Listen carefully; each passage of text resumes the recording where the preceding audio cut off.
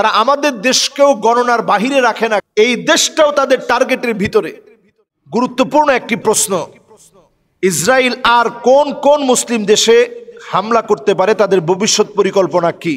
Hitler তার জীবনে ৬০ লক্ষ মেরে গিয়েছে, বাকি যে কটা ছিল তাদেরকে তার দেশ থেকে বের করে দিয়েছে। আমেরিকা সহ, কানাডা সহ, অস্ট্রেলিয়া সহ তারা বিভিন্ন অঞ্চলে তখন আশ্রয় নিয়েছে, আশ্রিত হয়েছে বিভিন্ন অঞ্চলে।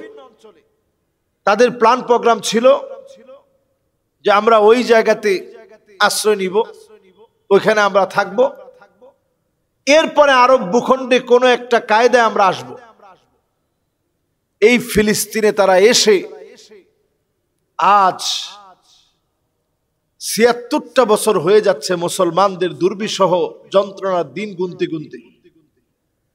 তালমুদ অনুযায়ী, তালমুদের ভবিষ্যৎবাণী অনুযায়ী ৮০ বছর পর্যন্ত কোন একটা ইহুদি গোষ্ঠী একটা রাষ্ট্রের ভিতরে স্টে করতে পারে নাই।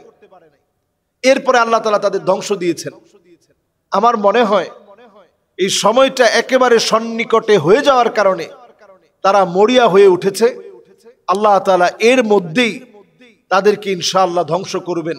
তারা যখন সবগুলা মুসলিম দেশে হাত বাড়াবে, আল্লাহ তাআলা অবশ্যই তাদেরকে ধ্বংস করবেন।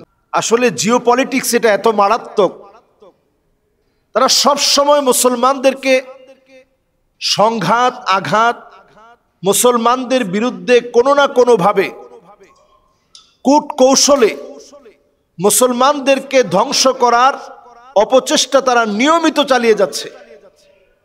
আমরা যত প্রযুক্তিগত দিক থেকে এগিয়ে যাচ্ছি, অ্যালগরিদম ছাড়া কোনো প্রযুক্তি চলে না।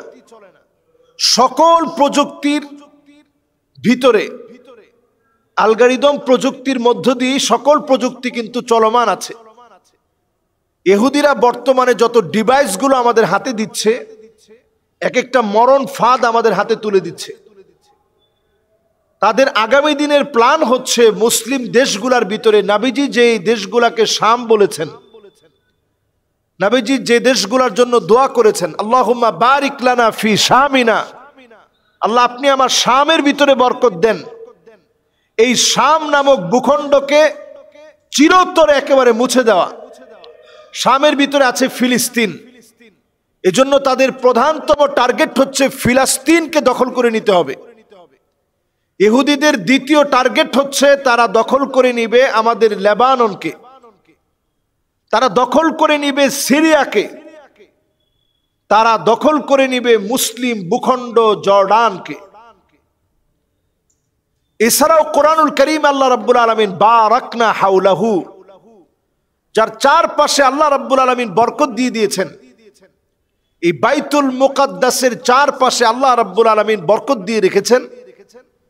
এই বরকত প্রাপ্ত বাইতুল মুকাদ্দাসের আশেপাশের সকল দেশগুলো, ইরাকের মধ্যে তারা হামলা করবে, অচিরেই আপনারা দেখবেন।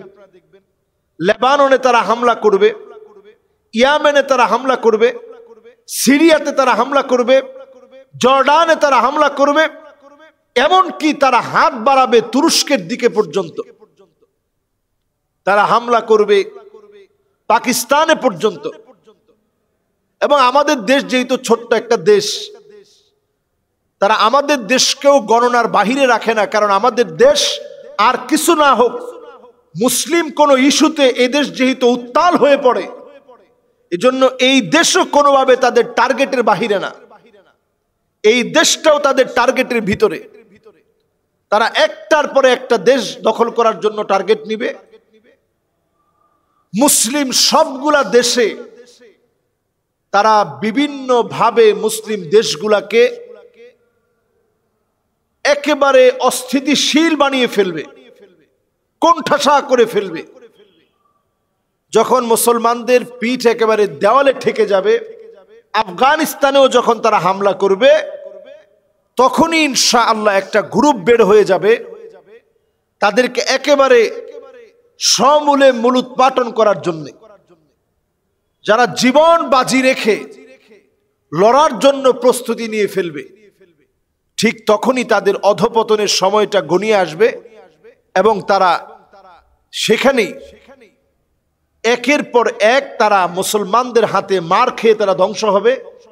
এমনকি এত পরিমাণ তারা ধ্বংস হবে, তাদের চিহ্ন এমন ভাবে নিশ্চিহ্ন হবে, হাত্তাল হাজার ইয়াকুলু ওয়ারাই ইহুদি, একটা পাথর পর্যন্ত বলবে আমার পিছনে ইহুদি লুকিয়ে আছে, তাকে হত্যা করে ফেলো। তারা সকল জায়গা থেকে নিশ্চিহ্ন হয়ে যাবে, বাঁচার মতো কোনো উপায় তাদের থাকবে না।